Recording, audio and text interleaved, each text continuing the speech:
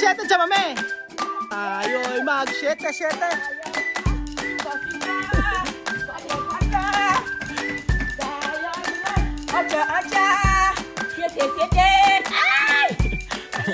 Trabajar! Mamita siya. Ay, medyo mas maganda kung kapartner ka si Chef Abe. Halika rito. Halika Dudong. O, Tsun. Halika, Chama, paano? Ituro mo nga kay Ninong. Pang. Hindi, ayun si Ninong. Kay Ninong. Maka muna de. Pan. Mamita chu. Ganito. Ay, parang mas magaling. Madam, halika rito. Halika, mas magaling ka. Fiesta.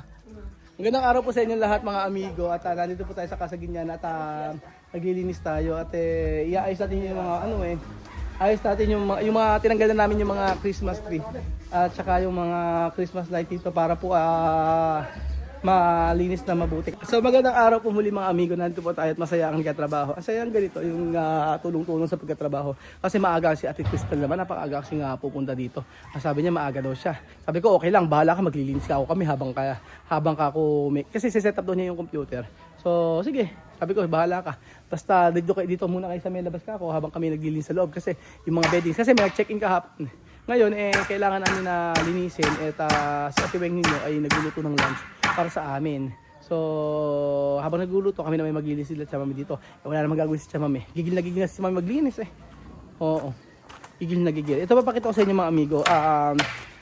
Isa sa recommendation o isa sa sinabi ng ating mga viewers. Lahat ng mga recommendation po mga amigo na mga viewers ay i-respeto at susundin natin kung ito ay makakabuti.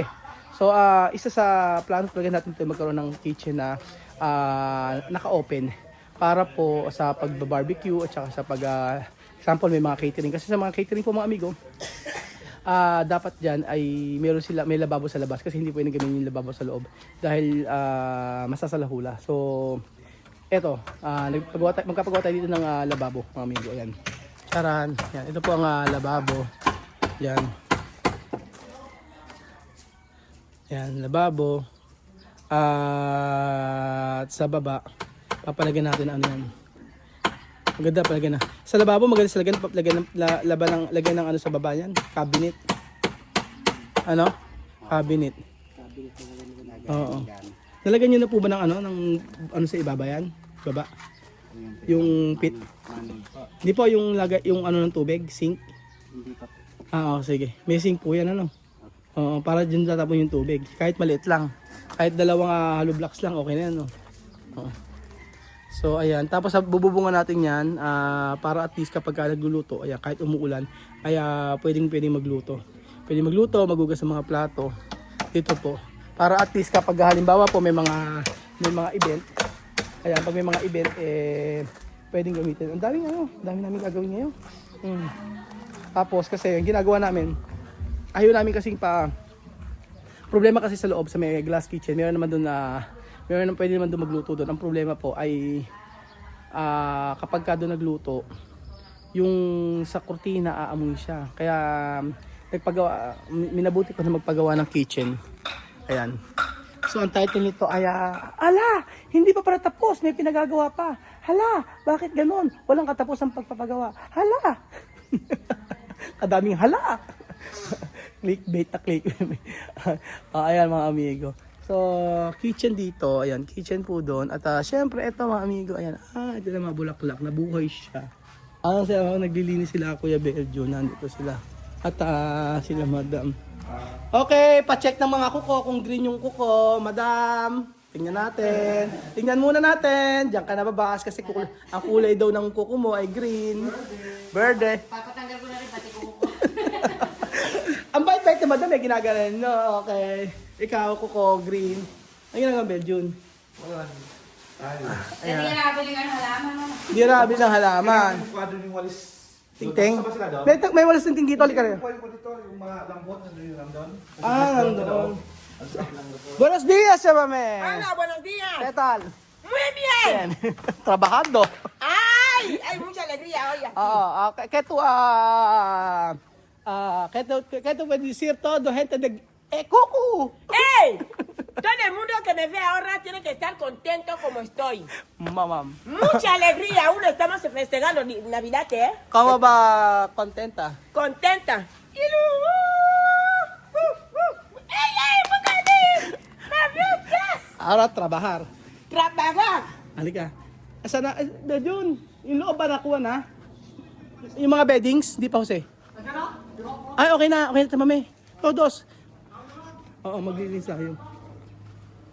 Ayarin ko lang yung mga 15 minutes sa video tapos magkatrabaho na ako. Meron ng beddings eh. Barangay. Alay Marvin! Sino mother? Ako, sabi na ko? Si Ate Lucy?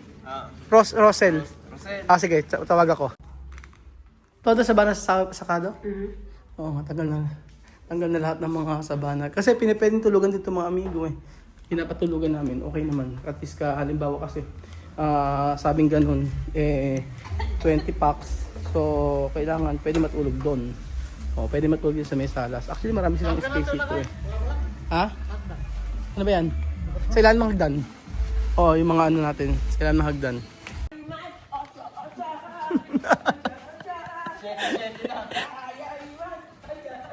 Shete, chamame! Tayo'y mag-shete! Tayo'y man. 5, 5. 4, 4. Tayo'y man. 8, 8. 7, 7. ¡Ay! Ayan, be. Trabahar! Sige mo tingnan. Tapos na. Pag ano lang kami dito, magmamap mga amigo.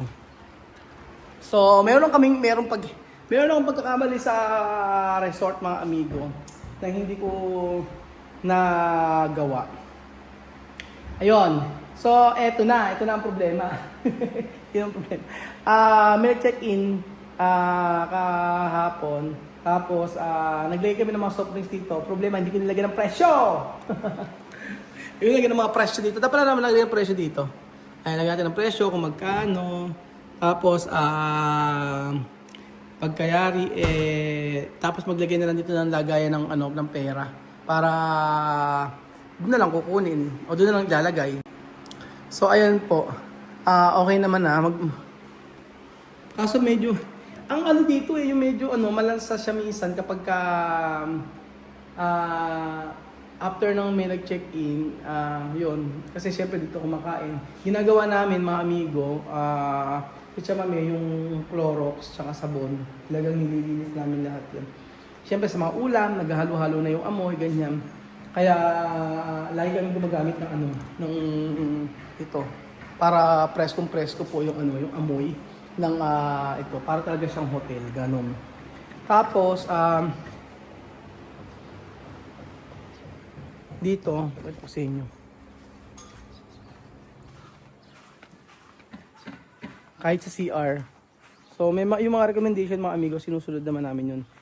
Unti-unti. Kasi hindi naman pwedeng biglaan ipaayos lahat. Meron pa. Dito sa part na to mga amigo, napakita ko sa inyo. Ayan. Sobrang dumi, no? Hindi kasi, ayan. Uy,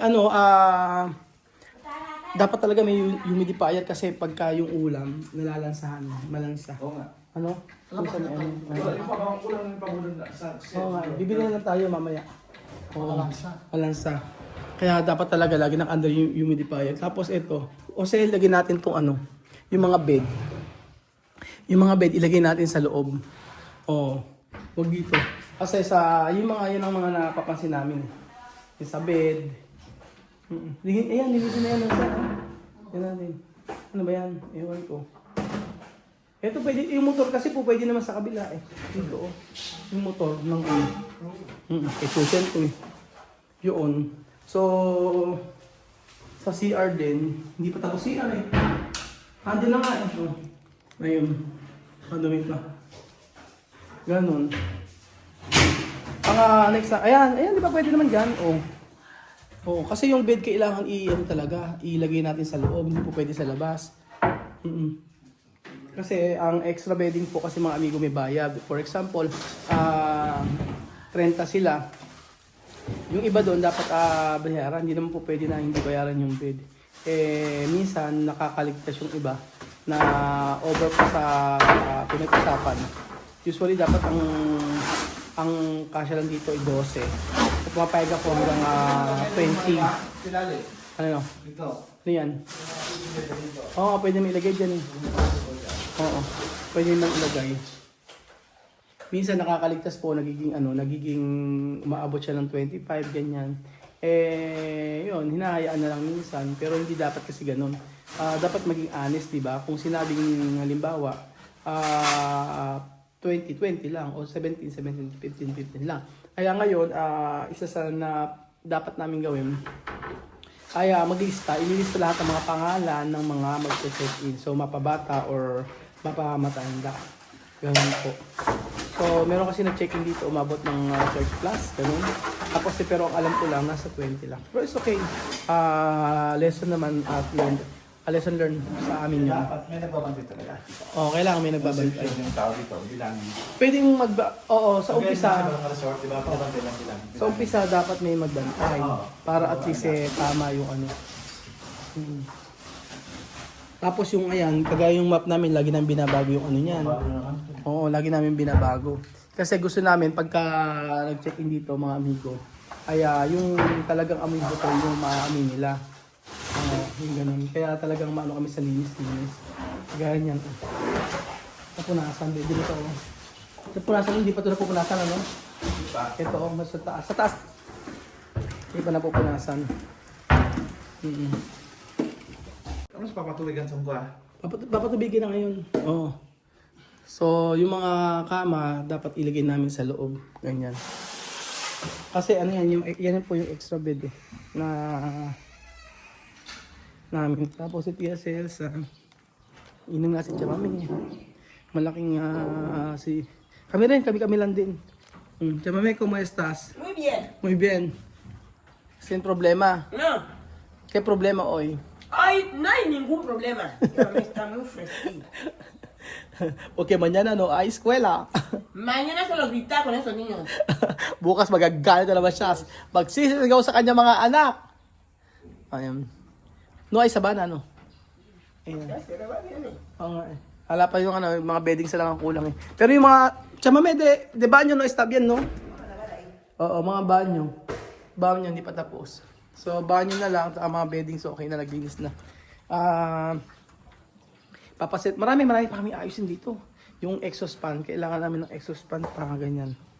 Marami. Kaya yung mga nagko-comment regarding po sa yung mga nagpupunta dito kasi may mga sinasabi sila, Kuya Raul, ganito gawin mo, ganito gawin mo. Sinusunod namin yun. Kaso nga lang unti-unti.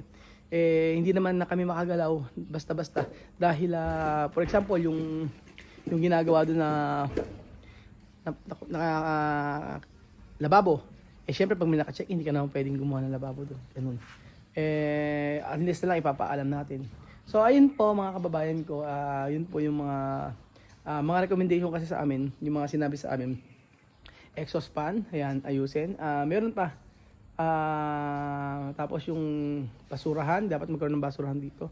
Ganyan. So, siyempre, hindi naman pwede natin sundin lahat. Hindi natin pwede sundin lahat. Dahil yung iba naman ay kahit naman hindi ganun. Depende po sa amin yung kung susundin namin. So, ang mahalaga po ay maayos pa at ma-improve pa namin yung aming gagawin dito. Kasi syempre, first time kami sa larangan ng ganitong negosyo. So far naman po, may naaayos namin unti-unti. So, ayun, mga amigo. Salamat po at unti-unti maayos din po ang lahat dito sa may Casa Guiniana. Salamat po mga amigo at God bless.